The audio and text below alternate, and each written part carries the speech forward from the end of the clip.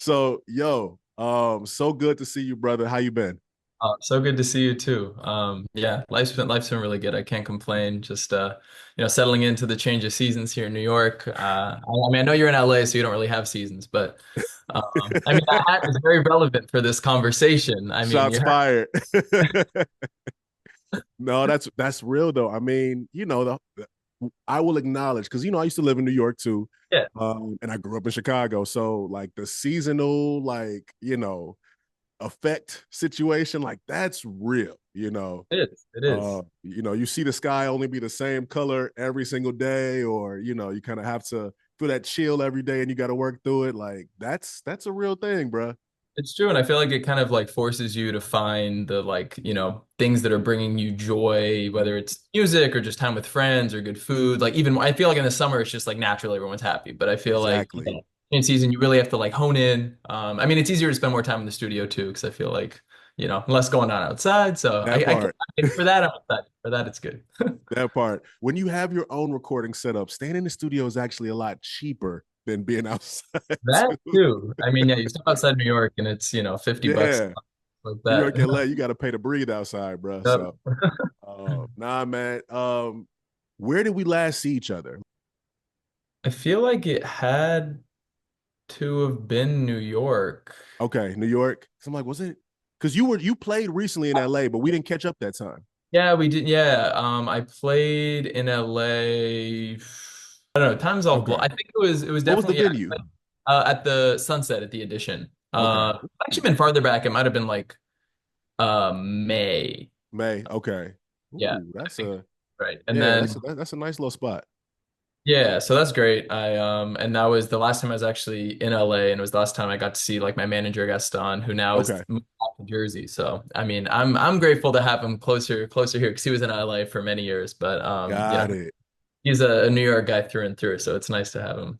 See, I'm on the reverse of that. My manager Johnny, the whole mood swing operation is in New York. I'm the what do you call it, the prodigal son, you know what I mean? Exactly. But are, I are Coco and Breezy out in LA too, or kind of are they so just they yeah. were. They were for a good minute, but now they're actually in I want to say in like Miami, I think. Oh, okay. You worked Cool. on I something with think them, didn't you? they had mentioned that they're doing that. Yeah, we had played a show together. And yeah, I've just like always been supportive of them. I was like last or when I was in Europe like a year and a half ago, Yeah, just like randomly saw them at High Ibiza. I had no idea they were playing. And I that's just walked fire. in and they were like in the bathroom. I was like, That's what? all right. So that we'll have to break that down later. I'm like, Yeah, what? that's How does the bathroom work at High Ibiza? Actually, let's just go there real quick. How does the it. bathroom at High Ibiza work? Yeah, well, I had no idea. It was my first time in Ibiza. Yeah. I had gone the night before to like a Circo Loco party to see Okay. Disclosure, and the next night I didn't think I was gonna go out because I had like a super late night, obviously. But I was like, Yeah. I gotta do it. So I like yeah, get some tickets to High Ibiza, and then I'm like walking through. I had no idea about the bathroom, Yeah. like kind of DJ set up there, like club room, and I just like was looking for the bathroom, walk through, and then I see Coco and Breezy and I see Johnny and I'm like, wait, this is like you could not make this up. Like, how is it that I like stumble in and it's like these Yeah. people I know and love, and then I literally did not leave the bathroom for the next 5 hours. Like I was just getting down. They were killing it. And it was so fun. And yeah, no, that was a great memory. There you have it. Like the bathrooms are lit at High For Ibiza. the right reason. Yeah. Right, right, right. No, that's crazy. So yeah, no, you already know the gang, and that actually, thank you, because now that jogs my memory. Um, we linked at Coco and Breezy's birthday show at Elsewhere. Yep, that's what it was. Dave and Sam set. Yep. We were up there on the rooftop, and I feel like we ran into you on the side of the stage. Yep. That's exactly Yeah, what it was. That's exactly what that's it was. it. That's it. Nah, man, that's yeah. That's the beauty of this thing that we do, right? Like the world is massive. There's like 6 million independent artists in the world, and yet our little like universes are so small and so tight. I mean, it's great. You just like, and I feel like especially in like, the major cities, but like a city like New York, like there was, I think it was like 6 months ago, I was just like getting on the G and I see A track and I'm like, yo, Alon, how's it going? Like we had been like chatting a little bit and then we just like got to catch up for 15 minutes. And Yo, it's but A-Track is like the Forrest Gump of dance music, and I mean that in the most loving way. Not even dance music, music, period. period. Like Yeah. Forrest Gump of music, period. Because literally one of my like most endearing memories of like dance music life, festival life, all of that is missing the last shuttle out of Defected Festival in Croatia, and like A-Track like letting us ride, back in his Sprinter, and being a good dude. Yeah. Speaking of joining, but like, hip hop and house, like I feel like he kind of personifies that too. That's And what I'm saying. obviously that's your lane. That's like for me, I think a lot of my favorite house music is very imbued with, a lot of hip hop, whether it's like actual like lyrical elements Yeah, or kind of similar samples, but it's like, yeah, and I feel like he really does kind of personify that in a lot of ways too. absolutely. You do too. So Yeah, no, I do my thing a little bit, you know what I'm saying? Nah. Speaking of what I do, what was it in Iron Jack that made you want to jump on it? Like, what did you hear? Like, what made you want to jump on it? yeah, I mean, so first of all, kind of thematically and lyrically, the idea about like Jack and House, Yeah, Chicago. I mean, I don't have to give you the education, but Chicago for me was very much like kind of my birthplace within house music. Getting to go, like, I think I've been like 7 or 8 times now to like Queen at Smart Bar on Sunday nights to see Derek Carter. yeah, So yeah, very much like that's so much of the music that, I've been following and loving for so long and kind yeah, of like hearing this like homage and kind of like reference to that style of house music. yep, So like yeah, that and then just like yeah, I mean I love the way you sounded on that. I just like love I mean yeah, you have such a particular like sound and style and I had like wanted to like make music with yeah, your voice for so long. amazing. Thank you, Um bro. yeah, and then I was like inspired to I love the kind of like really fun like stuttery chords on the original, but I kind of wanted to find a way to like yeah, just like keep some kind of chord elements and kind of Yep, like but like kind of find a way to make it deep New York yep. uh kind of styles as well as the more kind of like rough jacking stuff in Chicago. I appreciate that first off. I mean, I'll tell you this, like with the original, um, actually, this is really hilarious. So be prepared if this starts to happen. We were so driven to make the point that this was about jacking because people literally Oh, I know what they would think it was about. I'm Different gonna say kind of one of every jacking, three mention of this song, of maybe even course. one of every two mention of this song, like directly was like, "Yo, so y'all really made a song about?" No, dog. Oh, I had the same, and that was honestly partly why, because like I was like playing it around the house. Uh, Yeah, Partner Brielle heard it, and her similar reaction was just like, "Wait, what? Like, what is this about?" yeah, And then, but I showed it to other people, and they like understood it, yep, So I think obviously you kind of have to know the lingo, but I think I also tried to like incorporate a little less of that in like yeah. the particular like Jack into the remix, and like focus more on like the Juke, also being James Of Juke and course, of yeah, course. like kind of still like obviously like keeping some of that vocal, but kind of like dialing it down a little bit just to like Yeah, not run into that also. Oh, it, because it's people are it's wild. funny because as a writer, Mm. I'm intentional about saying things that you can take on the surface for what they are. And then later on, you might actually listen to like what you're repeating and be like, whoa, whoa, whoa, whoa, whoa, what? Like that's kind of my intention, right? And so, it's not that everything has to necessarily be deep or heavy, but more so, I just like to layer, you know what I mean? And Yeah.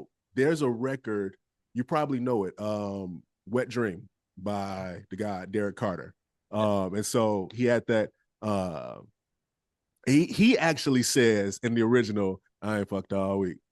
I ain't fucked all week." And like I remember as a kid, because again, this is growing up in Chicago, like they're playing that on the radio. You know what I mean? But just like edited.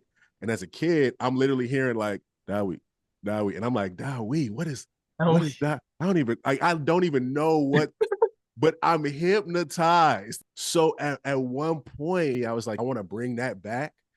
And, Sam's production idea doesn't intentionally speak to any of the sounds at all, right? Like of that moment. And so for me, everything is about a fusion, right? Like I'm always kind of looking for how to connect this reference to that reference and make something that, you're like, I've never heard this before, but I get it. So yeah, in that moment, I'm like, we're gonna channel that, but I'm gonna make this about dance, and I'm gonna connect people who are like, okay, and the other folks who are like, oh, y'all nasty. It's like, yo, chill.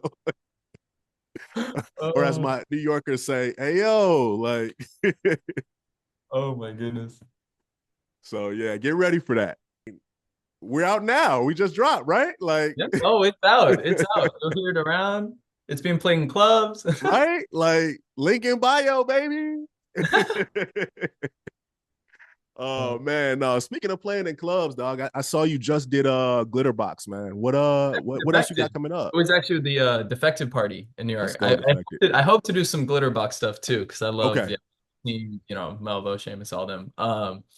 But yeah, no, I played a defective party a couple weeks ago here in New York dope, with E and Hannah Wants, and that was at the dope. Chocolate Factory, and that was Okay. great. I've obviously been like a massive fan of Defected for a long time. Honestly, Defected was the kind of first kind of like radio shows I started listening to. Is actually the Glitterbox radio show back in like Uh, 2015 when I was kind of like discovering house music because I didn't have the benefit of growing up in Chicago and like San Francisco where I'm from, it was like not on the radio. It wasn't, such a cultural thing. I mean, it was obviously happening, I but say it, you had Mark Farina getting down oh no, out I mean, there, trust and me, like it was happening, but yeah. not when I'm a little 10-year-old and I hear you. I hear you. so That's I how like people do me about Chicago. They're like, "Oh, so you was watching?" I'm like, "No, I was in the car, exactly. But I listening just on the like I radio." didn't, I definitely heard house music kind of around, but not even that much. So it wasn't until I was like 19. Yeah, And then yeah, I got discovered the Glitterbox radio show and then all the Defected radio shows. And then that was kind of like my first kind of door into house music. Uh, amazing. Okay. so yeah, getting to play that party was obviously incredible. I mean, I know the kind of early releases on Classic, which was kind of how I discovered you guys first. That's dope. That's dope. Yeah, no, we got a little bit of history with them boys over there. Yeah. JT Donaldson pressed up "You the Shit Girl" on a small indie, New Math. Uh, Luke Solomon was on his record pool basically, and saw a Derek Carter remix and was like, "Yo, who are these guys?" Like, and for them to, to honor that, to trust that, and to, let us cook, let us do our thing, and everything that kind of that led to, us doing, of course, the, all the records that led up that all the singles and the No Shade and all of that, but starting a relationship with Honey, and where that clearly, it took me. So yeah, they get it over there. They definitely get it. Oh, Yeah, special. they definitely get it, man. You brought up that fusion earlier, man. The joint that you did with Kitty Cash, that joint is like, ugh, it's crazy. Like, I'm gonna get a backstory on that at one point, but Yeah.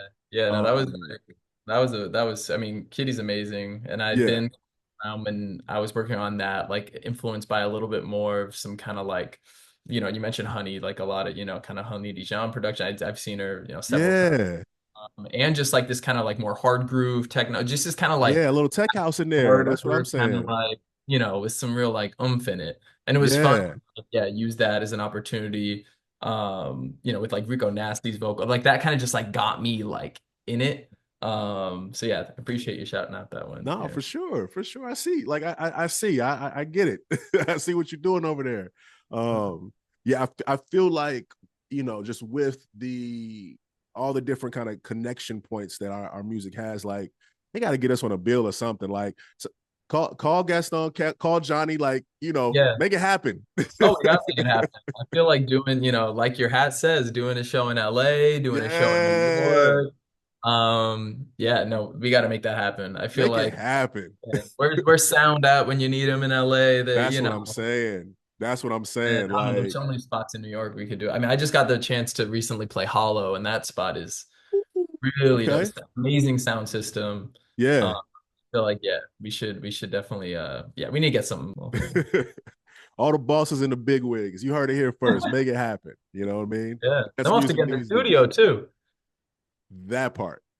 Cause the remix is dope. You know what I mean? Yeah, It sounds fresh. I think they can feel the fusion. They can feel the fusion, but we got to make the real thing happen.